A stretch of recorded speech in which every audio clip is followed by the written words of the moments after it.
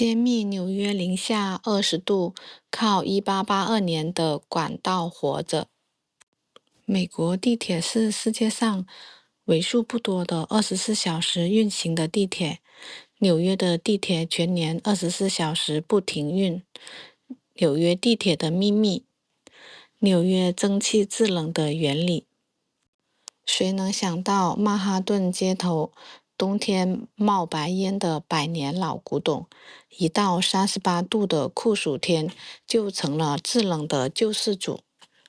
这套1882年铺设的蒸汽系统，靠105英里地下管网疯狂的输出，用烧热水造冷水的魔幻操作，让帝国大厦、大都会博物馆在夏季冷到发抖。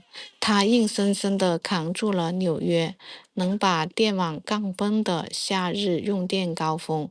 这波操作堪称工业时代的黑科技。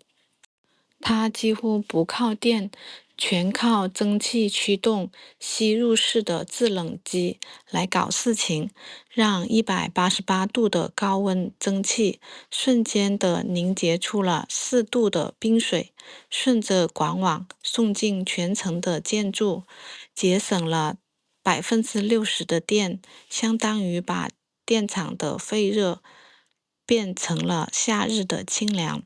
它环保到让现在的空调都得喊它祖师爷。如果靠电制冷，曼哈顿密密麻麻的高楼同时开空调，那电网早就超负荷瘫痪了。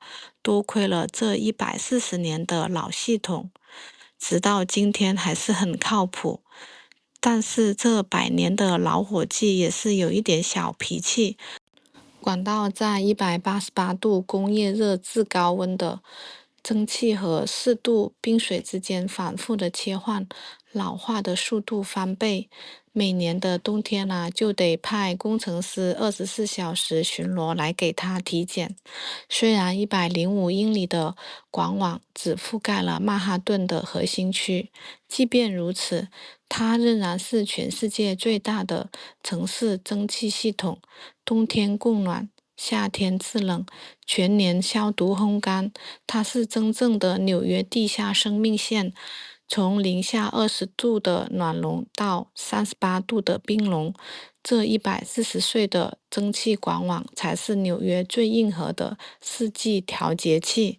原来100年前的工程师早就变废为宝，玩到了今天都难以超越的水准。你以为纽约的地铁只有脏和旧？错了，它藏着一个地下工程的秘密。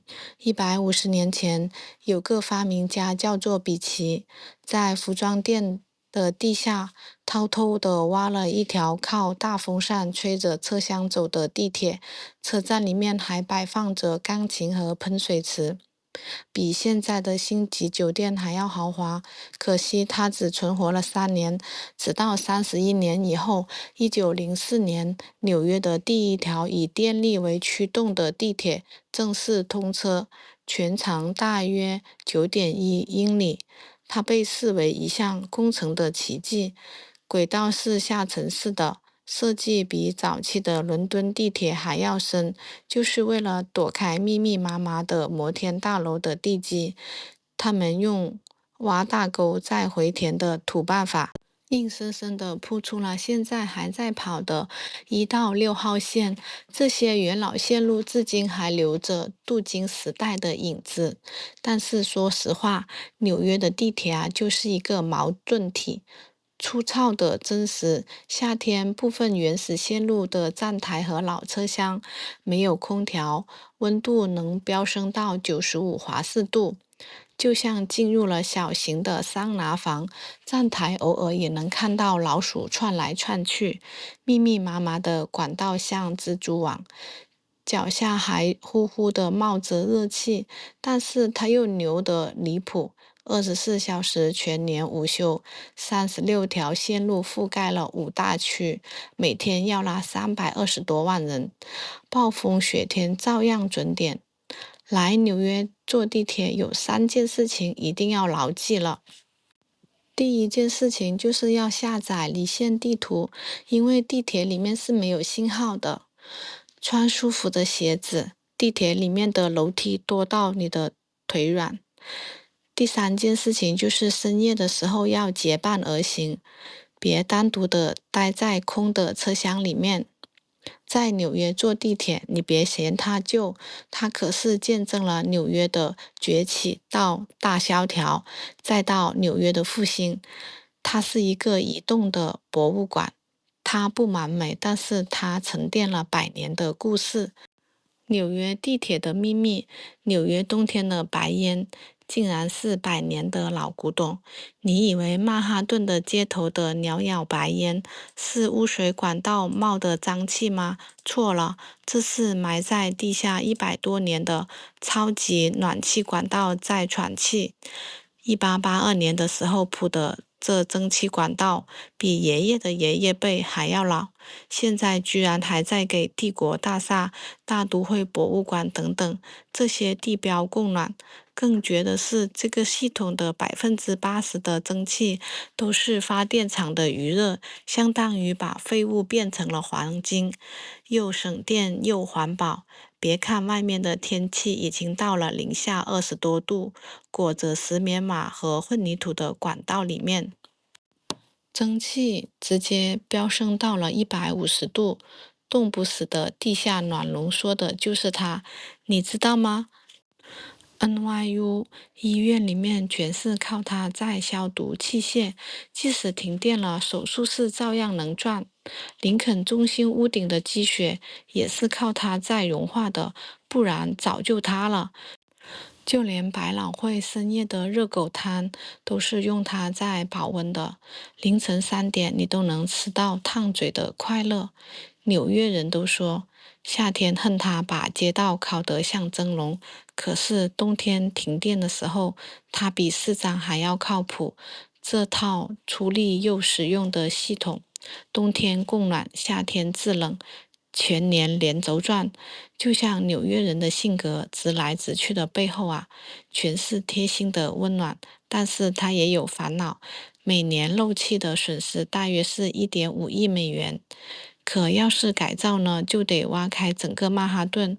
工程师说，如果这样的话，不，我们不是在修管道，我们是在给纽约做心脏搭桥。可这就是这样的小遗憾，老系统。你看，冬日的清晨冒的白烟哪里是雾啊？这分明是纽约写给工业时代的一封滚烫的情书。纽约，一座比电影还疯狂的城市。纽约藏着太多的世界第一：最早的摩天大楼，最老的大城市地铁，最密集的城市网络，最亮的夜景。纽约的灯光照亮的不只是摩天大楼，更是藏在人心里的野心。纽约的地铁藏着3层的玄机，能带你解锁城市的每一个角落，也能让你走到迷路，迷到怀疑人生。纽约就连垃圾桶都是智能的，这里的包容是刻在骨子里的。你穿拖鞋上街正常，你穿礼服坐地铁，没人会多看你一眼。你来自哪里，说哪种语言，什么肤色，什么信仰，来到纽约，你就是纽约人。160年前，它叫新阿姆斯特丹，现在成了地球的十字路口。自由女神举着火炬，等的就是每一位带着梦想闯进来的你。纽约人表面上看起来冷冷的，但是你要是真的遇到麻烦，总会有人停下来问你一句 "You need help?" 上次坐错了地铁，还没开口，就有小姐姐主动来帮忙。其实他们不是冷漠，只是不爱讲废话，要帮就帮，绝不啰嗦。纽约不完美，老电梯会嘎吱嘎吱的响，地铁偶尔也会漏雨。流浪汉能睡到每一个角落，但是正是这些破破烂烂拼出了一个最真实的纽约。因为只有在纽约，你才有理直气壮地说：“我穿着睡衣去华尔街，怎么了呢？万一哪一天我成了股神了呢？”纽约是一座比电影还疯狂的城市，纽约藏着太多的世界第一。全球最吸睛的金融市场在纽约，最完美的法律、会计、监管系统都在纽约。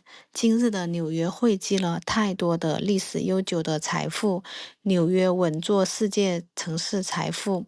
目前，它拥有全球最多的亿万富豪、全球最大的金融业以及成熟的证券市场。纽约是世界罕见的巨型天然港口，在地理位置决定命运的时代，自然而然就成了链接欧洲和北美的首要贸易枢纽。纽约作为当代最具代表性的全球城市，百年时间里，房地产市场经历了萧条、繁荣、多轮周期的变化，长期的波动向上。这离不开纽约市产业多次成功转型带来的经济增长。经济增长带来了收入效应，即居民实际购买力的提高，增加房地产的需求。纽约的房地产市场在经历了多次的危机和挑战后，依然保持着强劲的发展的势头，成为了全球房地产市场的焦点。美国房地产市场已经形成超百年，是典型的成熟的房地产市场，已呈现出较为稳定的周期变化规律，长期受人口的规模、人口年龄结构等影响，短期则受流动性、利率等影响较大。财税制度对美国房地产市场运行的影响相对有限。在全球房地产的宏大叙事中，纽约从来都是最耀眼的标本。关于房地产最核心的事情，永远都不是需求，而是收入。更高的收入才能支撑起更高的房价，这与供需没有直接关系。地产的本质不是地产，而是背后所包含的收入。房子的建筑成本其实没那么高，更多的是金融的附加值。纽约房地产的四大支柱：产业升级、人口聚集、金融支持、城市更新。美国地产的根基在于美国民众的收入，根植于美元与科技霸权带来的资产回报率。美国也有大规模的资产与科技投资，如果这些技术投入未达到预期的成果，或者是原有的技术壁垒被竞争对手攻破，收入巨降，就会表现为收入锐减。到时候，地产作为资产的财底的地产，就是债务危机的外显。和我们一起洞察美国房地产，欢迎订阅。